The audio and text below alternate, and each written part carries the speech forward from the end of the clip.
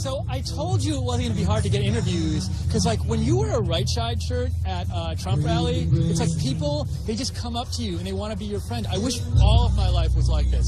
Anyways, I have met Alexander, who's here.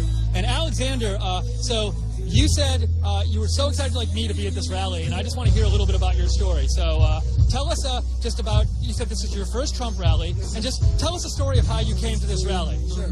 Well, my name's Alexander. I'm from New Orleans. I've been watching the rallies for roughly the past 10 to 12 months. All I'm saying is I've been wanting to come to the rallies for a long time. I came early in the morning, coming from New Orleans.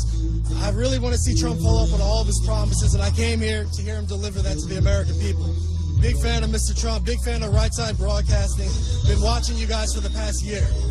It's so awesome. I love that people are watching our network. It makes us feel so good when that happens. So, how, Alexander, tell me about how when you first discovered Donald Trump's presidential candidacy, like when was the first time you knew he was running, and like how soon did you know you were going to support him, and like why did you think that? Well, I watched his opening speech when he came down the escalators, and I was pretty moved by the immigration reform. I didn't really know too much about it till he shed light on it. Yeah. I saw a few other candidates. I liked Marco Rubio. Ted Cruz until I started seeing a little bit more of his colors. But definitely between immigration and the jobs. I'm about to graduate from UNO down in New Orleans. I got a year left. And a big story you hear is college students who can't get work when they graduate. That moved me. I definitely had to hop on the movement. And I did not see anybody in the Democratic Party see fit for president.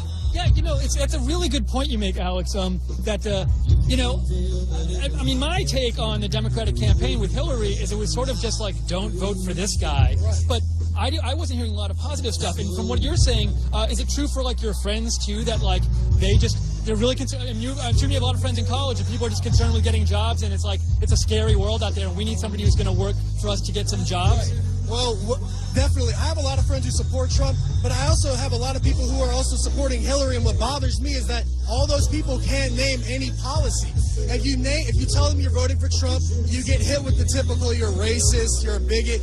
But you never hear what she's going to do for jobs. She was a senator in upstate New York and did nothing.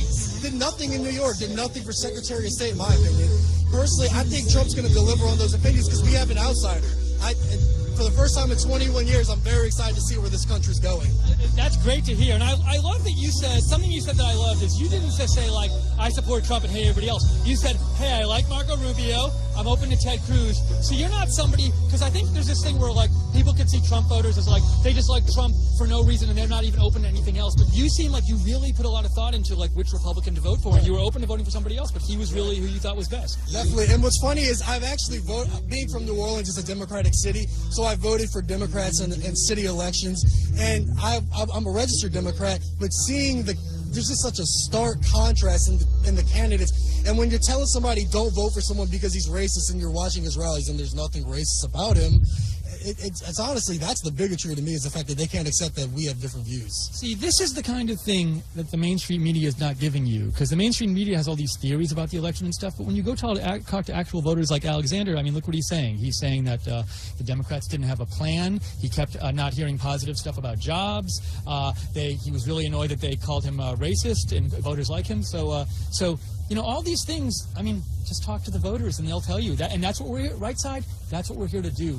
We're not here to tell you what to think. We're here to talk to you and give you a voice. And so I'm so excited. So, Alexander, before we move on, or because I have to go, they're going to tell me, like, they want me to interview, like, as many people as possible. But I could sit here and talk to you all day because you're fantastic. And so maybe if we see you at a rally again, we will definitely interview you. So just tell me, though, what are you most kind of looking forward to about this rally? Anything in particular? Well, to be honest, one of them already is there, is the energy of these people. I mean, I was sort of hoping you'd say talking to Right Side Broadcast. Talking to Right Side Broadcast. I'm just kidding, Alex. I mean, no, I literally got in the stadium and I turned around, I saw the media, I was like, where's Right Side Broadcasting? That's literally what I said, because I've watched it for the past year, and it's surreal being on camera with you guys. So, Alex, you'll be happy to know, I don't know if you know this, but we have some very exciting shows coming up for people like you. So we have this new show. Oh, this is one, it's right up your alley. Raised Right with Cassie and Will is going to be about being a millennial on campus. You might have heard about that. Yeah, so it's premiering next week. And so you heard this. So you don't need, I'm basically using this as I'm talking to you, but I'm really talking to them. But play along and I'll keep talking to you. But I'm psyched, and I'm sure you're psyched about it. And so, but just know there's lots more stuff in the works. Did you happen to see Adam Taxon, who has done these pre-shows before, is doing Right Side RSBN tonight? I'm not sure if I saw that, but I do watch the Wayne Show. All right, so cool.